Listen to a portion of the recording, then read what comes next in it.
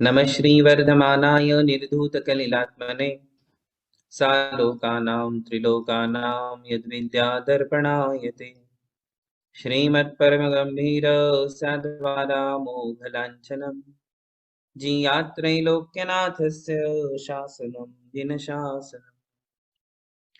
पंच परमेष्टि भगवान की जय। नमोकार महामंत्र की जय। वर्तमान जिन शासन नायक श्री महावीर भगवान की जय। युगादि पुरुष प्रथम तीर्थंकर श्री आदिनाथ भगवान की जय। परम पूज्य आचार्य श्री मानतुंग महामुनिराज की जय। परम पूज्य आचार्य श्री शांति सागर जी महाराज की जय। परम पूज्य आचार्य गुरुवर प्रज्ञा श्रमण श्री देवनंदी जी महाराज की जय। श्रीमद् जैन धर्म की। परम पूज्य प्रातस्मरणीय गुरुवर श्री अमोक कीर्ति जी महाराज की जय। नमस्ते महाराज। आशीर्वाद। मंगलाचरण करेंगे। भक्तामर प्रणतमौलिमणि प्रभाणा मुद्योतकं दलितपापतमोवितानम् सम्यक् प्रणम्य जिनपादयुगं युगादा वालम्बनं भवजले पततां जनानाम् यः संस्तुतः सकलवाङ्मयतत्त्वबोधा दुद्भूतबुद्धिपटुभिः सुरलोकनाथैः स्तोत्रैर्जगत्त्रितयचित्तहरैरुदारैः स्तोष्ये किलाहमपि तं प्रथमं जिनेन्द्रम्। अभी आज 33वां काव्य करेंगे। छोटी सी बच्ची है। मंदार मंदार सुंदर सुंदर नमेरु नमेरु सुपारिजात सुपारिजात संतानकादि संतानकादि कुसुमोत्कर कुसुमोत्कर वृष्टिरुद्घा वृष्टिरुद्ध रुद्घा रुद्ध। हाँ, यहाँ सबने ध्यान देना है। यहाँ लगभग लोग रुद्धा पढ़ते, ध धर्म वाला नहीं है, रुद्धा नहीं है। यहाँ है घ घर वाला, रुद्घा रुद्घा। बोलो रुद्घा। हाँ, आपका नाम बताओ। आलिया आलिया। गंधोद गंधोद बिंदु बिंदु शुभमंद शुभमंद मरुत प्रपाता मरुत प्रपात दिव्या दिव्या दिवः दिवः पतति ते पतति ते वचसाम वचसाम ततिर्वा ततिर्वा ततिर्वा। बहुत बढ़िया, बहुत ही अच्छा पढ़ते हो आप आलिया। कहाँ से हो? Jersey City. हाँ? Jersey City. New Jersey. New Jersey. New Jersey. Do you know Hindi? No. You don't speak in Hindi? No. Then which language you use? Gujarati. Gujarati આવડે છે? હા. તો મારી સાથે ગુજરાતીમાં જ બોલવાનું હે? હા. ओके हाँ, तो अब 4 लाइन Mostu. आशीर्वाद आलिया। इंडिया आवीस ने तो मने मळवाने आवजो। Ha. हाँ हाँ ओके ओके। बच्चों के साथ कितनी भी बातें करो अच्छा लगता है, ऐसे लगता है जैसे भगवान से बातें कर रहे Thank you. हो। ओके। मंदार सुंदर नमेरु सुपारिजात संतान कादि कुसुमोत्कर वृष्टिरुद्घा गंधोदबिंदु शुभमंदमरुत्प्रपाता दिव्यादिवः पतति तेव च साम्ततिर्वा। तो ये पुष्पवृष्टि प्रातिहार्य का वर्णन कर रहे हैं आचार्य। सुर पुष्पवृष्टि, पुष्पवृष्टि या सुर पुष्पवृष्टि दोनों एक ही है। तो यहाँ कह रहे हैं कि कैसे हैं भगवान के पर जो हो रही है पुष्पवृष्टि, कैसी है वह पुष्पवृष्टि। पुष्पवृष्टि तो आप सबने देखी है, भगवान बाहुबली के ऊपर महामस्तकाभिषेक में कितनी पुष्पवृष्टि होती है और कितनी सुंदर पुष्पवृष्टि होती है, सभी ने देखा होगा गोमटेश्वर बाहुबली में। तो वह पुष्पवृष्टि जो समौ शरण में होती है, कहां से होती है? तो काव्य में लिखा है दिवह पतति। दिवह, दिवह यानी आकाश से, पतति यानी गिरती हैं। ये फूल जितने भी गिरते हैं वो कहां से गिरते हैं? आकाश से गिरते हैं। अब उस पुष्पवृष्टि की विशेषता क्या है? तो उसके लिए एडजेक्टिव्स दिए हैं, देखो। मंदार सुंदर नमीरु सुपारिजात संतान कादि कुसुमोत्कर वृष्टि ही। यहां तक एक ही वाक्य, एक ही शब्द है। कहां से कहां तक? मंदार से लेकर के वृष्टि तक पूरा एक पद है, एक शब्द है। और उसमें कितने शब्दों को मिला करके एक शब्द बनाया है? देखो, मंदार, सुंदर नमेरु ये दूसरा शब्द, सुपारिजात तीसरा शब्द, संतानकारी चौथा शब्द, कुसुमोत्कर पांचवा शब्द और वृष्टि छठवा। 6 शब्द मिला के एक शब्द बना दिया। इसे संस्कृत में समास कहते हैं। समास। जैसे तत्वार्थ सूत्र जी में आप देखेंगे कि 7 तत्वों के नाम देकर 7 शब्दों का समास कर दिया। जीव, अजीव, आश्रव, बंध, संवर, निर्जरा, मोक्ष, 7 तत्व है ना।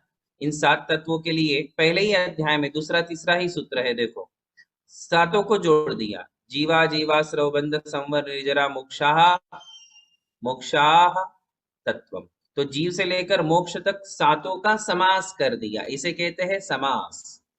संस्कृत के व्याकरण के नियमानुसार इनका समास करके पूरे अनेक शब्दों को जोड़ करके एक ही पद बना देना, इसे कहते हैं समास। तो यहां भी मंदार से लेकर के वृष्टि तक 6 शब्दों को एक करके और उनका समास कर दिया। तो ये जो है, ये वृष्टि तक ये है विशेष्य। और ये वृष्टि यानी पुष्पवृष्टि, पुष्पवृष्टि के लिए इतना बड़ा शब्द आया है, जिसे हम पुष्पवृष्टि कहते हैं। उसे आचार्य ने कितना बड़ा नाम दे दिया? मंदार सुंदर नमेरु सुपारिजात संतानकारी कुसुमोत्कर वृष्टि। और इसको शॉर्ट कर दो तो पुष्पवृष्टि, इसी को शॉर्ट कर दो तो पुष्पवृष्टि हो जाती है। तो इसमें फूलों के नाम बता दिए। पहले तो हम देखेंगे इनके एडजेक्टिव्स, विशेषता क्या है, कैसे है ये फूल, कैसी है यह वृष्टि। वृष्टि के विशेषण है।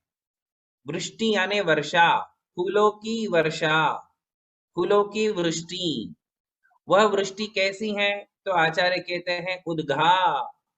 उद्घा, उद्घा शब्द का अर्थ है श्रेष्ठ। उद्घा यानी श्रेष्ठ। दूसरा अर्थ निकालो तो ये है कि जिनके मुख ऊपर है। क्या? अब ये ध्यान रखना, हम लोग जो पुष्प वृष्टि करते हैं और देव लोग जो पुष्प वृष्टि करते हैं उसमें अंतर है। क्या अंतर है? सबसे बड़ा अंतर बता रहे हैं कि वहां हजारों लाखों करोड़ों पुष्पों की वृष्टि होती है। कितने?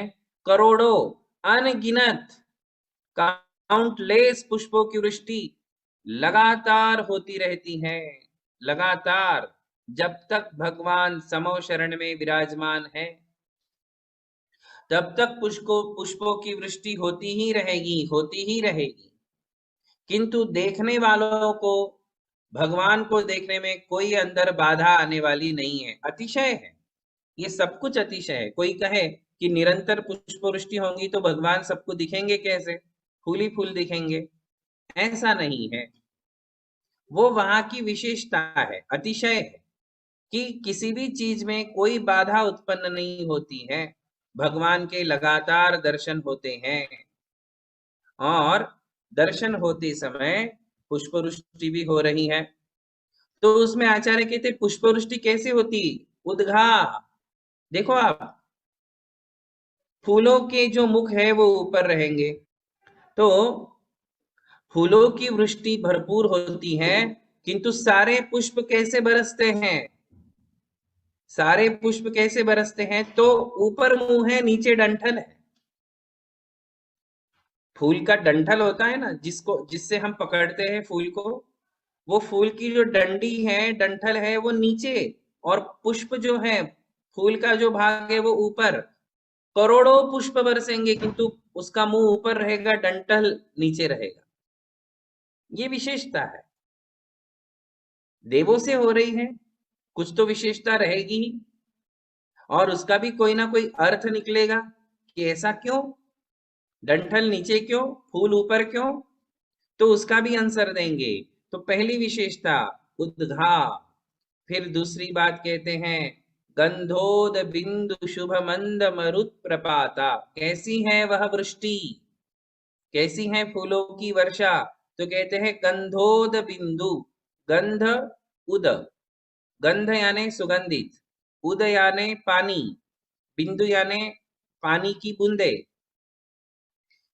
सुगंधित पानी की बूंदे जिस पुष्प वृष्टि में है, सिर्फ फूल नहीं है, फूलों के साथ सुगंधित जल के कण भी उसमें भरे हुए हैं। और मंद मरुत प्रपाता, जिसमें सुरभित सुगंधित हवा भी है।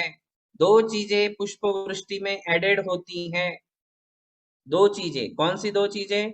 तो बोले उस पुष्प वृष्टि में सुगंधित जल के कण हैं और साथ में सुगंधित हवा भी चल रही है। अच्छा लगता है आपके हाथ में गुलाब का फूल हो और उसमें थोड़ा सा पानी हो, पानी की बूंदे हो, तो वो जब आप झटकारते हो आपके चेहरे पर आती है तो आपको अच्छा लगता है, क्योंकि उसकी स्मेल उसके साथ आ जाती है, उसकी सुगंध उसके साथ आ जाती है। तो फूल भी हैं, फूलों के साथ वहां मंद सुगंधित पवन भी है, और साथ ही साथ उसमें सुगंधित जल के कण भी भरे हुए हैं। ऐसी वह पुष्प वृष्टि है, पूरी पुष्प वृष्टि के साथ सुगंधित जल के कण और सुगंधित हवा, ये दोनों चलती रहती हैं। तो ये दो बातें उसमें ऐड की हुई है। सबके मन को अट्रैक्ट करने वाला। कैसी है? दिव्या। दिव्या का मतलब है सबको अपनी ओर अट्रैक्ट करने वाली है, बहुत सुंदर दिखती है। दूसरी विशेषता क्या है पता है आपको? वो जो फूल की वृष्टि हो रही ना, वो एक स्पीड में हो रही। ऐसा नहीं कि आपने डाला और सीधे नीचे गिरी भगवान के ऊपर, ऐसे गिरती नहीं है। एक स्पीड में नीचे आ रही है पूरी पुष्प वृष्टि, भगवान के ऊपर से ऐसे नीचे चली जाती है, नीचे चली जाती है फूलों की वृष्टि। किंतु स्पीड में, उसके स्पीड में कम, लो स्पीड भी नहीं है, हाई स्पीड भी नहीं है, सेम स्पीड में वो पुष्प वृष्टि होती रहती है। पुष्पों की गति, स्पीड बिल्कुल मेंटेन रहती है, कम ज्यादा नहीं होती है। और सारे फूलों के मुंह ऊपर है डंठल, नीचे है। तो आप कल्पना कर सकते हो कि कैसी पुष्पवृष्टि होती होगी। फिर नेक्स्ट उसके लिए कहते हैं कि हे भगवान, वो कहाँ से गिरती हैं? दिवह पतती, ऊपर से नीचे गिरती हैं, आकाश से। तो एक प्रकार से पुष्पवृष्टि का स्थान भी बता दिया, ऊपर से नीचे आते हैं। दिवह पतती यानी ऊपर से नीचे आते हैं सारे के सारे पुष्प। और कैसे लगते हैं? मान तुंगाचार्य जी कल्पना कर रहे हैं कि जब वो फूलों की वर्षा आपके ऊपर होती है तो ऐसी लगती है। वचसाम ततिर वा, यह वा शब्द इव के लिए है, समान। वचसाम तति बोले ऐसे लगता है जैसे हे भगवान आप दिव्य ध्वनि में शब्द बोलते हो, आपके मुख से जो शब्द निकलते हैं वो शब्द कितने मधुर होते हैं, कितने गंभीर होते हैं, और कितने उसमें फ्लुएंसी रहती है। जिस प्रकार आपकी दिव्य ध्वनि है, आपकी वाणी है, आपके शब्द हैं, वैसे ही ते यानी आपकी, ते शब्द का अर्थ है आपकी, वचसाम तति यानी आपके शब्दों की जो पंक्ति मुख से निकलती है, मुंह में से जो शब्द निकलते हैं, वो शब्द ही मानो ऊपर से नीचे गिर रहे हो। कल्पना है। जैसे हम कहते हैं ना, अंतर ज्वाला हरती वाणी, मानो झड़ती हो फूल झड़िया। ऐसा बोलते हैं ना एक पूजा में। उसमें क्या लिखा है कि वाणी ऐसी झड़ रही है कि जो अंतर ज्वाला हरती, हमारे मन को शांत करती है, और ऐसा लगता है मानो झड़ती हो फूल झड़िया। ये शब्द झड़ रहे हैं, शब्द निकल रहे हैं या फूल निकल रहे हैं, फूलों की झड़ियां निकल रही हैं, ऐसी आनंद की अनुभूति होती है। यहाँ उल्टा कर दिया, वहां पूजा में कहा कि शब्द ऐसे लगते हैं मानो फूल की झड़िया हो, और यहाँ कह रहे कि फूल की झड़ी ऐसी हो मानो भगवान के शब्द हो, मानो भगवान के शब्द हो। पुष्प वृष्टि को भगवान के दिव्य ध्वनि, भगवान के शब्द, भगवान की वाणी का उदाहरण दे दिया। कल्पना कर कि जैसे ये पुष्प वृष्टि है वैसे ही मानो भगवान की दिव्य ध्वनि खिर रही है। कुल मिला करके भगवान आचार्य श्री को सुर पुष्प वृष्टि क्या है ये आपको दिखाना है ना। अभी इस पुष्प वृष्टि के विषय में ऐसा आदि पुराण जी में लिखा है कि जब भगवान के समो शरण में पुष्प वृष्टि होती है तो गंधकूटी लबालब भर जाती है फूलों से, और फिर पुष्पवृष्टि निरंतर हो रही है, किंतु वे फूल अपने आप वहां से जो है अदृश्य हो जाते हैं। नहीं तो भर जाएंगे, इतने फूल फिर जाएंगे कहाँ? वहां तो ये लिखा है कि पूरे रास्ते भर जाते हैं पुष्प वृष्टि से, पूरे रास्ते। और फिर उसमें से जब लोग जाते हैं तो उनको रास्ता भी मिल जाता है, रास्ते फूलों से भरे हैं और लोग जाते हैं तो रास्ता भी मिल जाता है। तो ये सारा वहां का अतिशय है ना। कल्याण मंदिर स्तोत्र में कहा है कि वहां जो पुष्प वृष्टि होती है अविरला, उन्होंने कुछ कुछ ऐसे शब्दों के प्रयोग किए हैं कि वहां पुष्प वृष्टि कैसी होती है, तो कहते हैं अविरला। अविरला का मतलब है बिना रुके, बिना किसी व्यवधान के, विदाउट एनी ऑब्स्टेकल वहां पुष्पवृष्टि होती ही रहती है। और डंठल नीचे होते हैं, फूल ऊपर होते हैं। ऐसा क्यों? डंठल नीचे क्यों? तो वहां कवि ने इतनी सुंदर कल्पना की है, बोले ये जो है सुमनस है, इन्हें सुमन भी कहते हैं। आपको पता है फूलों का एक नाम क्या है? सुमन। सुमन ये फूल का एक नाम है, और मूल शब्द है सुमनस, सकारांत शब्द है। तो बोले ये जो पुष्प वृष्टि है ये सुमनस है। सुमनस के दो अर्थ हो गए, ऐसे लोग जिनका मन अच्छा है उनको भी सुमन कहते हैं, ऐसे लोग जिनका मन निर्विकार है, जिनका मन बहुत ही सुंदर भावनाओं से भरा हुआ है, उन्हें सुमन कहते हैं। और एक कहते हैं फूलों को सुमन। तो बोले सुमनों में एक विशेषता होती है कि डंठल नीचे और फूल ऊपर। ऐसा क्यों? तो बोले जो लोग सुमन होते हैं, सुमन का मतलब जिनका चित्त, जिनके विचार बहुत शांत है, सुंदर है, मॉरल हैं, सज्जन लोग हैं, उनको सुमन कहते हैं। तो बोले जो लोग आपके प्रति समर्पित है, जिनके मन में भगवान की भक्ति भरी हुई है, जिनके मन में छल कपट नहीं है, जिनके मन संक्लेश परिणामों से रहित हैं, जो सज्जन विचार वाले हैं, उन्हें सुमन कहते हैं। तो सुमन के दो अर्थ हुए, एक है फूल और एक है सज्जन व्यक्ति। तो बोले फूलों के डंठल नीचे हैं, क्योंकि जो भगवान के चरणों में गिरते हैं उनके डंठल नीचे, उनके फूल ऊपर हो जाते हैं। ऐसा क्यों? इसका क्या अर्थ समझना? तो कहते हैं कि वो डंठल नहीं, एक प्रकार का बंधन है। क्या है? बंधन है। तो जो लोग भगवान के चरणों में गिर जाते हैं, समर्पित हो जाते हैं, उनके संसार के बंधन नीचे हो जाते हैं, शिथिल हो जाते हैं, और और उनके कल्याण का मार्ग प्रशस्त हो जाता है। जैसे फूल ऊपर से खिल जाता है, ऐसे ही जो सज्जन लोग हैं, धर्मात्मा व्यक्ति हैं, भगवान के भक्त हैं, उनके बंधन ढीले पड़ जाते हैं और उनके जीवन में हर प्रकार से समृद्धि, पुष्प का फूल जो होता है ना, समृद्ध होता है। जो खिला हुआ फूल है वो समृद्ध होता है। ऐसे ही भगवान का भक्त भी समृद्ध हो जाता है। समृद्ध शब्द का अर्थ होता है खिल जाना। तो फूल के लिए तो खिल जाना अर्थ है, और आपके लिए, भक्त के लिए, भक्त समृद्ध हो जाता है, यानी वो गुणों से माला माल हो जाता है। संसार के सुख तो उसके पास अनगिनत होते हैं, किंतु गुणों से वो खिल जाता है, गुणों से माला माल हो जाता है जो भगवान के चरणों में गिरते हैं। पुष्प गिर रहे हैं ना, फूल गिर रहे हैं, आकाश से नीचे भगवान के चरणों में गिर रहे हैं। भगवान के चरणों में जो भी गिरेगा वो समृद्ध हो जाएगा, वो खिल जाएगा। जो भगवान के चरणों में गिरेगा वो खिल जाएगा और उसके बंधन ढीले पड़ जाएंगे, जन्म मरण के बंधन ढीले पड़ जाएंगे, दुखों के बंधन ढीले पड़ जाएंगे, कर्मों के बंधन ढीले पड़ जाएंगे, जो लोग भगवान के चरणों में गिरेंगे। बात समझ में आई? और वो एक ही ऐसी जगह है जहां गिरने पर हाथ पांव नहीं टूटते हैं, वरना तुम कहीं भी गिरोगे तो हाथ पांव टूटना पक्का है ना? स्लिप भी हो गए, गिर गए, तो कुछ ना कुछ तो हमारा फ्रैक्चर हो ही जाता है, कहीं भी गिरे तो।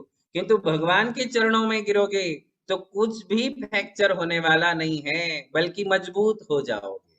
क्या हो जाओगे? एक भगवान के चरण ही ऐसा स्थान है जहां व्यक्ति गिर जाता है। शांति भक्ति में पूज्यपाद आचार्य श्री ने प्रणिपतामी प्रणिपतामी, ऐसा दसों भक्तियों में कई जगह लिखा है। प्रणिपतामी, प्रणिपत का अर्थ उन्होंने कहा है पूरा सो जाना, गिर जाना चरणों में, भगवान के चरणों में गिर जाना, इसे कहते हैं प्रणिपतामी। मैं भगवान के चरणों में, देव शास्त्र गुरु के चरणों में गिर के नमस्कार करता हूं। तो ये एक ऐसा स्थान है जहां हमें खुद होकर के गिरना चाहिए, बाकी जगह सावधान रहना चाहिए। जैसी जैसी उम्र आगे बढ़ती है वैसे वैसे चलने में, चढ़ने में, उतरने में बड़ी सावधानी रखना चाहिए। थोड़ा सा पैर फिसला और गिरे तो चढ़ती उम्र में, उतरती उम्र में यदि कोई गिरे तो उसकी रिकवरी, फ्रैक्चर हो जाता है, रिकवरी बड़ी मुश्किल से होती है। इसलिए संसार में बाकी सब जगह सावधानी रखो। पुष्प वृष्टि से मैसेज मिलते हैं क्या?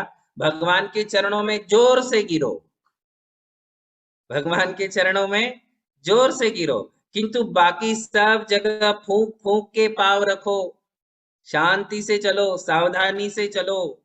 यहाँ चलने का मतलब क्या है?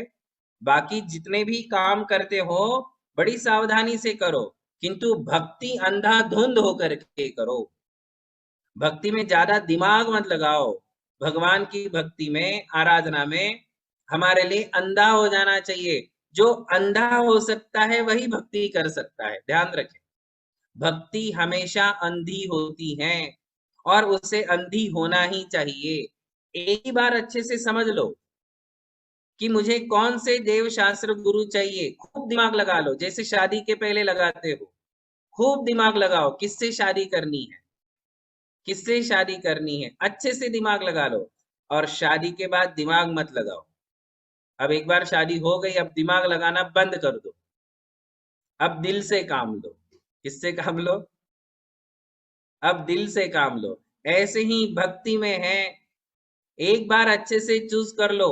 इस दुनिया में बहुत सारी फिलॉसफीज हैं और हर फिलॉसफी में अपने अपने भगवान, अपने अपने गुरु हैं। मुझे कौन से भगवान चाहिए, कौन से गुरु चाहिए, अच्छे से देख लो, परख लो, समझ लो, एक्सेप्ट कर लो। एक्सेप्ट करने के बाद अंधे बन जाओ। क्या बन जाओ? अब अंधे बन जाओ। भक्ति में अब दिमाग नहीं, दिल लगाओ, है ना। तो देव शास्त्र गुरु हमें, हम लोग ऐसे भाग्यवान हैं कि हम लोगों को चूज नहीं करना पड़ा। हमें जन्म से ही ऐसा धर्म मिला, जन्म से ही ऐसे देवशास्त्र गुरु का सानिध्य मिला जो बिल्कुल परफेक्ट है। और फिर भी किसी को विश्वास नहीं हो तो वो 6 फिलॉसफी का अध्ययन करे, बुद्धिज्म, जैनिज्म, फिर जितनी भी क्रिश्चियनिटी, वेदांत है, मुस्लिम है, सबका अध्ययन करो और फिर पक्का करो कि भाई कौन से देवशास्त्र गुरु मुझे चाहिए, कौन सा धर्म मुझे चाहिए। यदि हमारा मन नहीं मानता है तो स्टडी करो, स्टडी करके फिर उसका एक अच्छा रिजल्ट निकालो कि कौन सा धर्म सुपीरियर है, कौन से देव शास्त्र गुरु सुपीरियर है। क्योंकि धर्म, देव, शास्त्र, गुरु ये तो सभी जगह है, सभी संप्रदायों में है। तो आपको चूज करना है। और यदि आपको लगता है कि नहीं, मुझे जन्म से ही ये बहुत बेस्ट वाला धर्म और देव शास्त्र गुरु मिले हैं, तो मुझे इसमें दिमाग लगाना ही नहीं, इस प्रपंच में जाना ही नहीं है, मुझे तो खूब भक्ति करनी है। तो 2 रास्ते होते हैं। एक होता है कि बिना परीक्षा किए हम भगवान को, देव शास्त्र गुरु को समझ ले और उनको स्वीकार कर ले। और नहीं तो फिर परीक्षा करो। परीक्षा का मतलब पूरी स्टडी करो, फिलॉसफी पढ़ो और उसके बाद आप निर्णय लो, डिसीजन लो। तो 2 मार्ग होते हैं। तो उसमें से जिन्हें ये मार्ग रुचता है कि भाई हमें गुरु जो बता रहे हैं, समझा रहे हैं, इसी से हमारी श्रद्धा, हमारा विश्वास पक्का हो गया है कि जैन धर्म ही श्रेष्ठ है और यहाँ जो हमारे भगवान का स्वरूप है, गुरु का स्वरूप है, शास्त्र का स्वरूप है, यही वास्तविक स्वरूप है।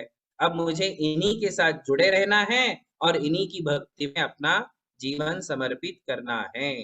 इस प्रकार एक निर्णय हम अपने जीवन में लें और इसी प्रकार जो है भगवान के चरणों में हमेशा फूलों के समान, किसके समान? जैसे भगवान के चरणों में फूल निरंतर बने रहते हैं, ऐसे ही आप भी फूल बन जाओ। क्या कहा? सुमन बन जाओ, फूल बन जाओ। फूल बन करके भगवान के चरणों में जुड़े रहो। हम जो फूल चढ़ाते हैं ना, वो फूल का मतलब है कि भगवान ये मैं ही हूँ। क्या हूँ? ये फूल नहीं, ये मेरा मन है, ये मेरा चित्त है, ये मेरा हृदय है। ये मैं, मेरा हृदय आपके चरणों में चढ़ा रहा हूँ फूल के रूप में। फूल जो भगवान को चढ़ा रहे हैं, ये फूल नहीं, मेरा मन है, मेरा चित्त है, मेरा हृदय है, ये मेरी श्रद्धा है और ये सिर्फ आपके लिए समर्पित है। इस प्रकार हमें फूल के समान बन जाना चाहिए। जैसे फूल कोमल है, वैसे मैं भी कोमल बनूं। फूल सुगंधित सुगंधित होता है, मैं भी सुगंधित बनूं। सुगंधित यानी मेरे में भी क्वालिटीज, मेरे में भी गुणों की सुगंध बनी रहे, सज्जन बना रहूं, भक्त बना रहूं और भगवान के चरणों में टिका रहूं। इस प्रकार जो है ये सुर पुष्प वृष्टि प्रातिहार्य के भाव हैं। तो आज ये प्रातिहार्य पूरा हुआ। मंदार सुंदर नमेरु सुपारिजात, संतान कादि कुसुमोत्कर वृष्टिरुद्घा, गंधोद बिंदु शुभ मंद मरुत्प्रपाता, दिव्यादिवः पतति तेवच साम्ततिर्वा। इतना ही रखें। बोलिए आदिनाथ भगवान की जय। परम पूज्य धर्म दिवाकर मुनि श्री अमोक कीर्ति जी महाराज की जय। युगल मुनि महाराज की जय। नमोस्तु महाराज। आशीर्वाद है।